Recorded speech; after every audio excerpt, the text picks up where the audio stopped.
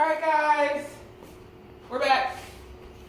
We're going to do the first few slides. I'll say like the first 20 slides or so of chapter 13. So worlds entangled between the 1600s and 1750. So we're going to see how all this exploration is going to lead to new colonies being settled, and we're going to see the impact of those new colonies being settled on the world, on the people that they were colonized, and on the Europeans and how they benefited greatly. We're also going to start to see how Asia starts to be colonized as well, and how they start to kind of lose the battle that they were kind of engaged in with Europe as it relates to the financial aspects. All right, so the storylines that we're going to work on: the transoceanic trade networks on an unprecedented scale create vast wealth and new kinds of inequality. All of that, I'll say, is going to be based on slave labor and their ability to export goods and minerals and just everything from South America, from Asia, from North America, and those colonies. We're going to see silver is going to give Europeans a commodity to exchange with Asians and begin to tilt the balance of wealth and power from Asia towards Europe. So as I said previously, we know that Asia was very, very big on trading in silver, even though they created the concept of cash and flying cash and paper money. Excuse me. But we're going to see that the Europeans, with their ability to mine 25,000 tons to 35,000 tons per year of silver from South America, we're going to see them shift the scales and actually be able to engage and enter into the trading market that the Asians had pretty much locked down because they have control of the silver. We're going to see the New World sugar also accelerate the shift of power in the Atlantic world from the Spanish and the Portuguese to the British and the French. We'll see how there are different types of slavery and things they engaged in are going to shift things towards the British and the French hands, and just how they're able to really exploit the land, exploit the resources, exploit the people to maximize their sugar, tobacco, and other crop productions, cotton and things like that, and then begin to take the majority of the wealth away from Portuguese and away from Spain that had previously been the Iberian Peninsula had previously been the leading group. Okay, we're going to see the European merchants and African leaders radically increase the volume and violence of slave trade, destabilizing Africa. So we'll see originally how slave trading in Europe happened is not at all what slave trading in America or in the New World is going to be, and we'll see how that happens. We'll also see how losing 12 million plus people is going to destabilize the whole continent of Africa, because they won't have the workers, they won't have the men, they won't have any of those things they need. It's going to completely destroy that continent, and we can still see some of those lasting impacts to this day. We're also going to see Asian rulers in India, China, Japan, and Russia, and Russian czars enlarge their empire. So we're going to see Russia become the largest country in the whole entire world, and we'll also see the boundaries of India, China, and Japan expand. And finally, we're going to see the three Muslim, not the only three, but the three that we talk about together often, the Ottomans, Safavids, and the Mughal dynasties, are all going to struggle to resist European assaults.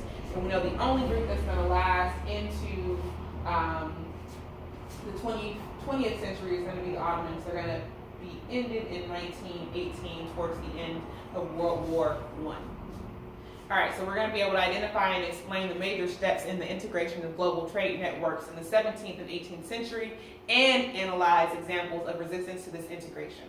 We're going to be able to analyze the consequences of the Atlantic slave trade for African societies. Next up, we're going to be able to explain the effects of the New World silver and increased trade on the Asian empires and their response to it. Next, we're going to compare the impact of trade and religion to state power in various regimes. And finally, we're going to explain the significance of European consumption of goods like tobacco, textiles, and sugar for the global economy. And we're going to see how the exposure to all of these things are really going to set up Europe for everything, as well as prepare it for the Industrial Revolution that's coming about 100 years after all of this, after this section is over. All right, so we're going to see the world entangled and see the South Sea bubble. We're going to see silver is going to enable Europeans to exchange with Asians. I talked about this previously a few minutes ago. Next up, we're going to see from 1600 new commodities such as tobacco and sugar from Brazil and the Caribbean, spices from South Asia, cotton textiles from India, and silk from China tilted the balance of wealth and power to the Europe.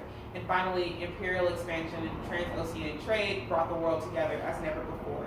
So previously, when we think about Afro-Eurasia, that's what we're talking about in the world. And Afro-Eurasia is only talking about the northern parts of Africa, Europe, and Asia. We're not talking about the middle part, the central part of Africa, or the south part of Africa, or even the east part of Africa. We're not talking about South America, or North America, or Australia, or any of those other Greenland land masses out there. So for us, a lot of the world that we talk about is going to be just Afro-Eurasia, but we're now going to see how all of these things are going to be intertwined with the technology and improvement in ships, and just their ability to, weapon power as well, and their ability to take over places and things like that. All right, economic and political effects of global commerce. So closer economic integration destabilizes some states while strengthening others. We will see the shift in power and how, talked about this in the previous chapter, it's kind of like a little bit of a repeat. We'll see how Spain is going to lose some of their power, even though they're still mining tremendous amounts of silver. They're going to lose certain wars, and it's going to allow the English and the French to take off and to really claim more land than they had previously in the New World. So we see that Iberian Peninsula shrinking, while at the same time Britain and France are starting to increase their power. And we can even include Russia in there ever so slightly, okay? We're going to see extracting wealth. So mercantilism is really just using somebody else's country to enrich your own country. We in America still do that today. We use a lot of other countries who have cheaper labor to enrich our own country, and we don't really care what happens to those countries because we're okay as a country. And that's kind of that Machiavellian concept of, we can sacrifice a few people for the greater good of the country. Because the country doesn't necessarily have to be always acting ethically and morally if it has the ability to sustain itself, whatever way it needs to sustain itself. So we'll see, we're going to see this in Spanish, inspired by Spanish and Portuguese success in American exports. Other European powers are also going to launch colonizing ventures in the New World. So one thing they're going to be looking for is precious stones and precious metals. And precious minerals, like diamonds, like things like that. They're not going to find very many of those, but they are going to find plenty of silver and plenty of land to grow their crops, which are going to essentially become minerals to them in terms of how they're able to exploit the crops and make money off of them, and then exploit the animals. We're going to see the cultivation, as I said previously, of sugarcane, cotton, tobacco, indigo to color things and to dye things, and rice. Rice is going to be a profitable crop across the world during this time period, and we're going to see it start to be farmed in China and places like that. Excuse me. So we're going to see sugar is going to transform the European diet. So before this time period, when we're thinking about sweetening up things like teas or whatever it is, most Europeans are going to be using honey. Sugar, as you all know, I'm sure some of you guys have addictions to it. Sugar is super, super, super addictive. So the moment they had a little bit of sugar, they were hooked. And their diets rapidly increase with more sugar. Not to mention the fact that sugar is used to make molasses, and then molasses is then used to make rum, which is a form of alcohol that the Europeans were very, very addicted to as well. All right, so we're going to see Europeans are going to import 12 million tons of sugar between 1690 and 1790. So it's going to be about 2,000 pounds for every African, 2,000 pounds for every African slave in the Americas. So we're going to export about 12 million people from Africa, and we're going to import about 12 million tons of sugar into Europe to fuel their appetite. And see this trade-off happening here. They need all these slaves to be able to increase their need or their love of sugar. All right, economic theory of mercantilism drove European empire builders. We're going to see mercantilism presume that the world's wealth was fixed and that one country's wealth came at another person's expense. It doesn't have to be this way, but this is the way in which the early European explorers and conquerors were living life, essentially.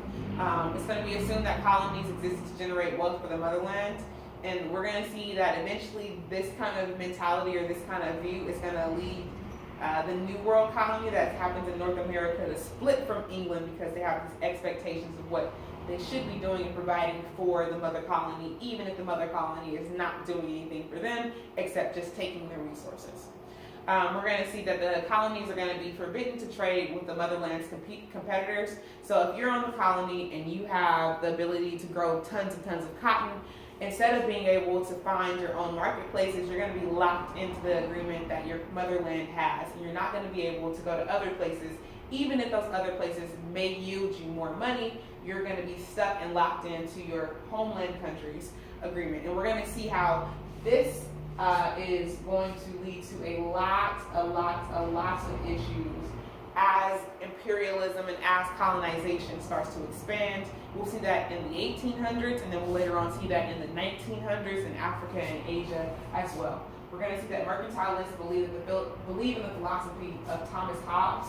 So wealth is power and power is wealth. So if you don't have wealth, you essentially have nothing. And we'll see this mentality shaping a lot of the thought processes that are still around today. The more money you have, the bigger, the more powerful you are. Power is wealth and things like that. When in actuality, we don't need so much wealth. Enough to take care of yourself, enough to build a home, enough to do all these things should be more than enough, instead of needing excess to the point where you put other people's lives in debt and in danger them way more than you need to. So the mercantile system is going to require an alliance between the state and its merchants. We're going to see a charter company such as the English Virginia Company and the Dutch East India Company exemplify this collaboration. So we will literally see there's going to be a fusion between the exploration and the political system and the economic system, So the English Virginia Company, that's obviously going to be an English company. Virginia, we're going to think that that's probably going to be heading towards the America region. And then we have the Dutch East India Company. It tells you that it's the Netherlands right there, the Dutch East India Companies, the company that they have in India so they can exploit the resources in India. And we'll see a lot of these companies popping up during this time period. So it's a fusion between the merchants in these cities, or the people who have the money, the sellers, the tradespeople, and the political system. And we're going to see how these mergers allow for a really radicalized and way too effective way of taking over places without having any regard for people's lives, because if you're the merchant side, you're not really bound to the same political things that the government would be. But then at the same time, you have more access than you would if you were just a typical merchant. So you guys can see how the collaboration between economics and politics, is going to impact and thrive. All right, so we can see our trade in silver and other commodities. So if we're looking, a majority of our silver is going to come from the western side of South America over here, and we're going to see it travel. So one way we can see it travel is just going this way, and it's going to end up right over here, and it's going to make its way into China or Ming Dynasty, as well as going into India right here, and then working its way down and around. There's also the way where we can go up, we can go north and east and head up through Europe, and we can see how the silver goes this way into Russia, it comes down into Africa, it goes all the way into the Middle East, and we can just see it, lots of it going here, right there. And let's check out what the blue stuff is. The blue is going to be the trade route, so we can see how everything is trading and how everything is moving along. You all can follow along with this in your book, and this just happens to be slide number,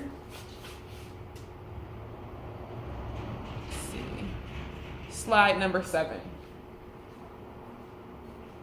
All right, exchanges and expansions in North America. So we're going to see the Dutch rely on commerce, and the British and the French are going to exploit natural resources in colonies. So the Dutch are about trading. They're about really maximizing the exports and the imports that they can get, so they can flip it or sell it and do other things and take it into other marketplaces. Meanwhile, the British and the French are going to have a different mentality of how colonization is supposed to go. They're going to say, well, if we're here, we might as well use the land to grow whatever crop we need, or we might as well use the people for whatever, or we might as well take this mineral resource since we know it's there, take the silver, or take whatever they're looking for, or grow sugar, or grow tobacco, grow all of these cash crops that will yield them a lot more money in the marketplace. And it doesn't really cost them anything beyond, the initial voyage out there, because they're going to import slave labor, and slave labor essentially free labor, or it is free labor after they make money. All right, so we're going to see the British approach to access. The British approach to access to resources was disposing Amerindians of their land.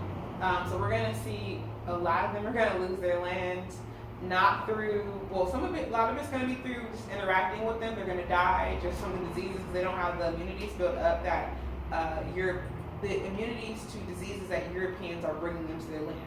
So others are going to kind of create this agreement system where, well, Native Americans don't have the same understanding of land ownership that Europeans do. So the natives, since they're like selling the land temporarily and they might possibly get that back, the Europeans have a different mentality. But we also have groups of Native Americans who are going to fight back against the British and the French invasions. And we'll see a lot of that happening in North America.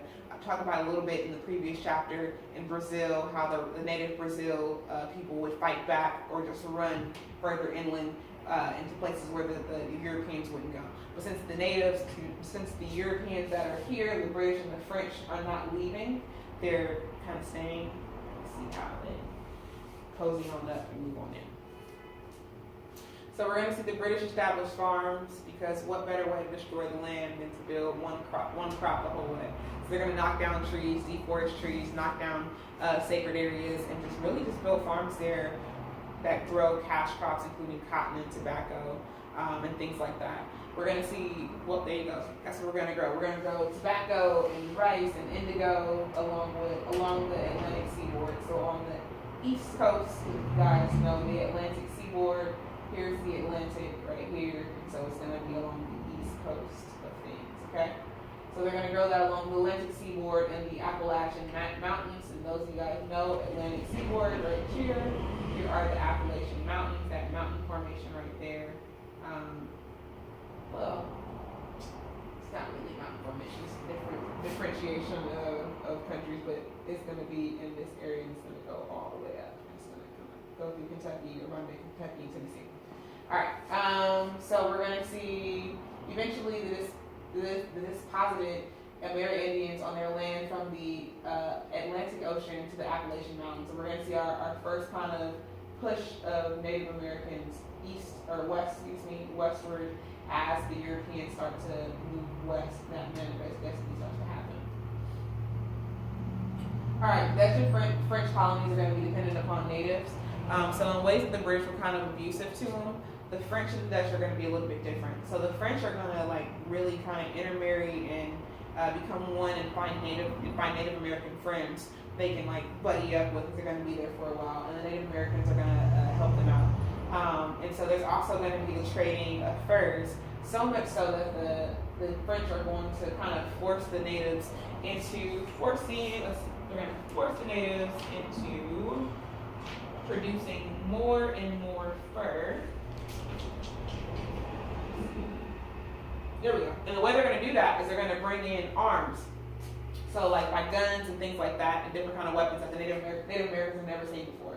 So as they bring in more guns and trade the furs for the guns, Native Americans want more guns, so they're going to find more and more beavers and things like that to kill off so they can get more fur. So much so that they're going to start to destroy the beaver colonies that they have in their areas, because they're overkilling them just to get more weapons from the Europeans. So we see our first, beyond the deforestation, we see the environmental impacts of killing off our animals just to support and do extra things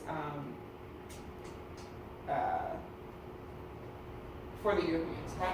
All right. So we're going to see the English are going to take over New Holland, so the Netherlands colony there, and they're going to name it New York. You guys remember from one of our previous chapter, I think it was chapter 11, if I'm not mistaken, when we were talking about the Habsburgs. It talked about some of the fighting that was going on between the Yorks, and I can't remember the other group. And so we're going to see that the York name is still very, very important because in 1664, we're going to get our colony names New York in Great Britain, okay? And so we also know that in 1609, we're going to get Jamestown, Virginia. That's going to be the first original colony that we have in America. And one of the next ones is going to be New York in 1664. And we'll see that growing and thriving to be the New York that you all know and love today. So, all right. And also, New York and Jamestown and all these other cities are going to be fluvial or water-based cities, kind of like Mesopotamia, kind of like the Indus River Valley, the Nile River Valley, and places like that. So a lot of these original cities that we're going to see popping up are only going to be there because they're fluvial or water-based cities, because we know most of this is maritime trade. And even more cities that start to rise up in North America are going to be around water or things like that, like the Mississippi River or places around there, okay? All right, so here we have our colonies in North America. So you guys can see in 150 plus or so years how the colony starts to develop. All right, so we have the purple is going to be our English colonies. We're going to have them along the Atlantic seaboard right here. We're going to have them in Canada up here. We're going to have them in Newfoundland up here.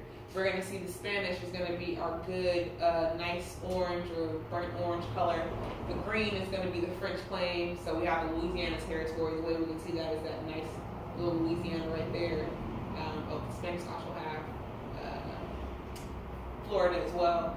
And so then we have Anglo-French contested areas, so areas that are being fought between the British and the French are all going to be through here. So Canada and then other parts of the U.S. And we'll see how, at least Canada, there's going to be an event. Anyway, we'll see how that happens as it comes.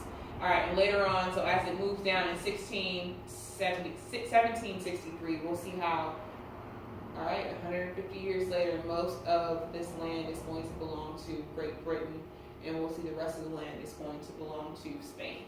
Okay.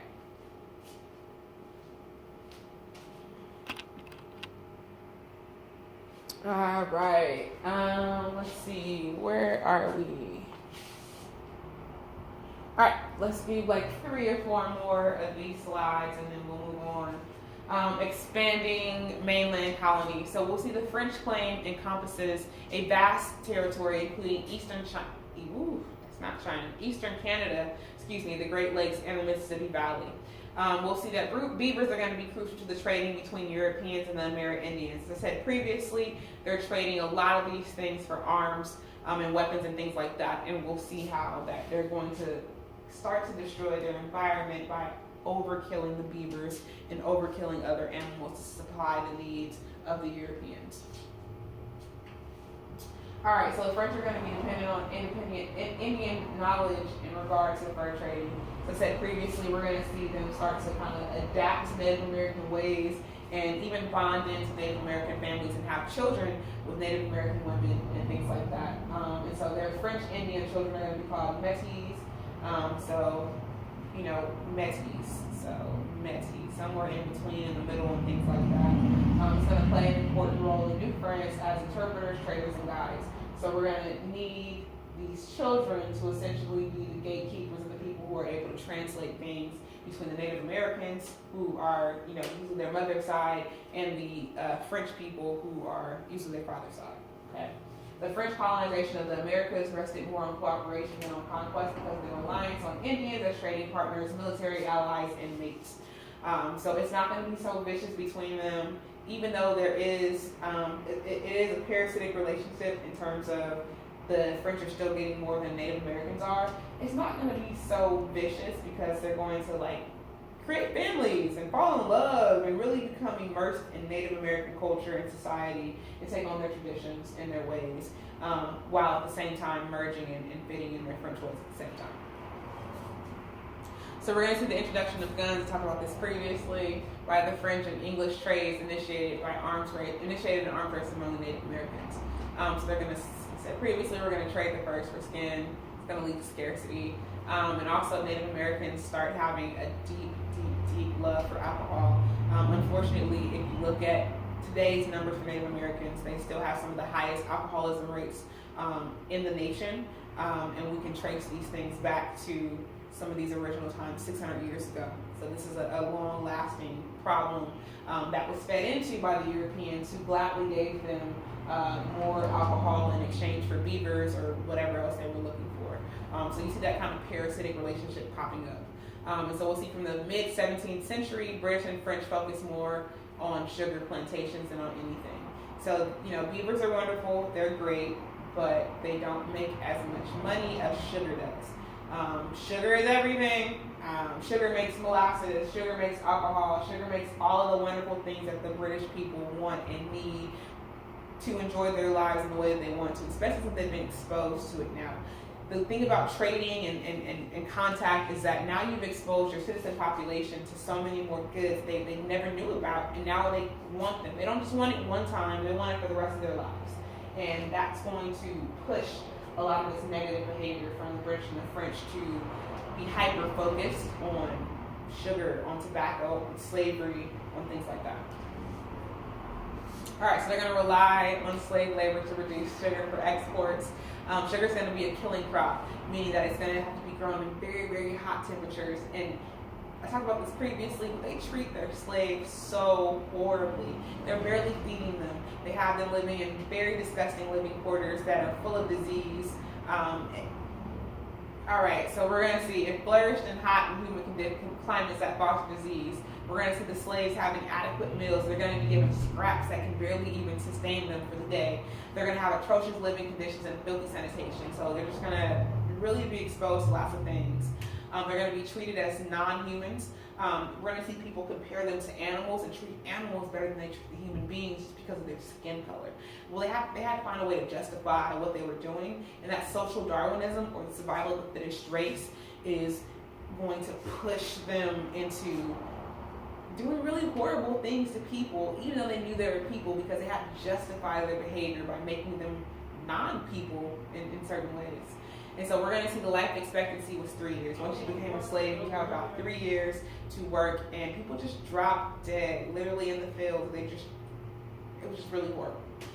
So with grueling work schedules, 7 days a week, 16-hour days, some slaves dropped dead from exhaustion. So we'll see later on that slavery, it is basically sun up to sundown. As long as the sun is up, you're working. As soon as the sun goes down, you stop working. That's usually the schedule for most slaves. This seems to be even more brutal than that, where you're working even longer than that. So, rough.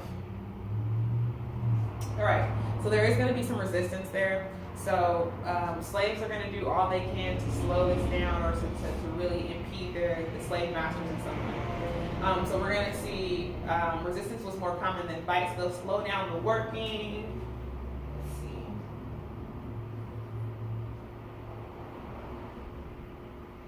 Alright, so one thing they're going to do, they're going to run into the hills to try to escape from the treatment that they're dealing with. They're also just going to slow down their rate of labor to the point where it's kind of not productive for them. They'll also pilfer and steal different things and sabotage the work during that week of the planting or whatever it is, to make life really, really horrible for the owners. Alright, I'm looking for it, and there it is, right there, foot dragging, pilfering, and sabotage. So no single colonial power is going to dominate the Caribbean. So we're going to have English in Jamaica, we're going to have the Dutch in Antigua, we're going to have the French in Saint Domingue, which is going to be modern day Haiti, We're going to see the French are going to produce nearly half of the world's sugar supply and coffee by 1789. And we're also going to see the first and only successful slave revolution is going to happen in Haiti. I don't remember exactly when it does, but it happens because of the brutal treatment that they're going through during the sugar trade and sugar growing crop season, things like that. The Atlantic system is going to benefit the elite Europeans who amass new fortunes with colonial natural resources and African slave labor. So once again, that Atlantic system is the moving of wealth from one area and the moving of crops into another. And and we'll see how the wealth is going to grow, basically from being plucked out of the ground from crops, as well as being mined out of the ground from different places, and we'll see the brutal impact of that. And well, all of this was slave labor. Either as native slave labor or African slave labor.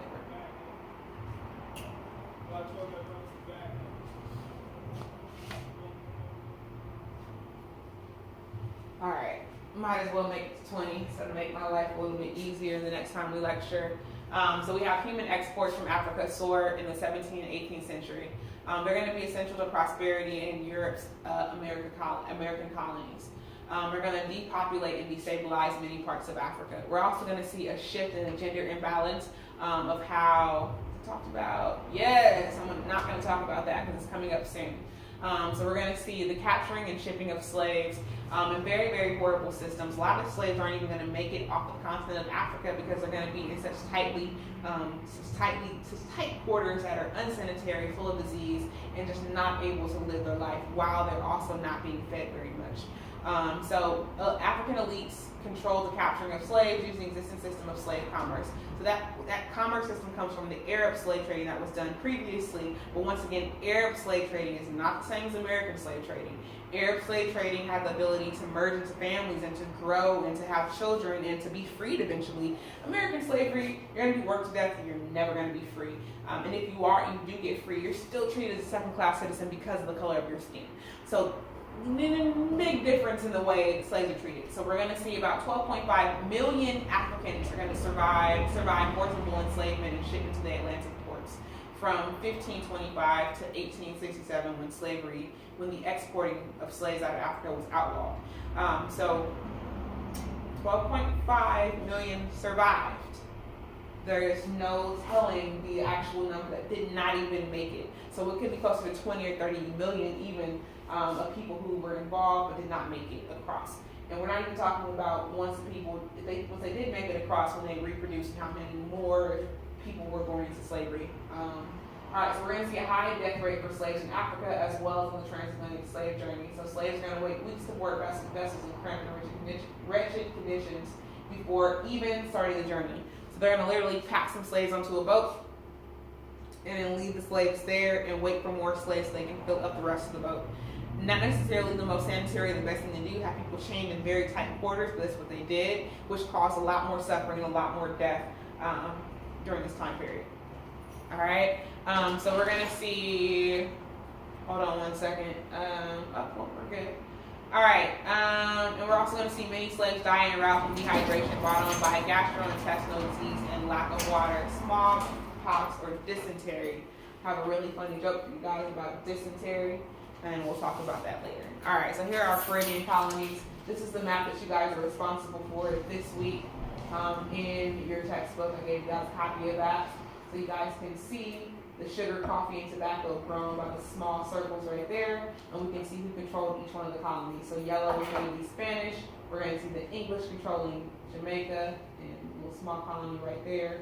We'll see the Dutch right there. We'll see the Danish. Where are the Danish? Where's the purple? I don't see it. Could be wrong, but I don't see it. All right, we also see the French right here in Louisiana, but also the French on one side.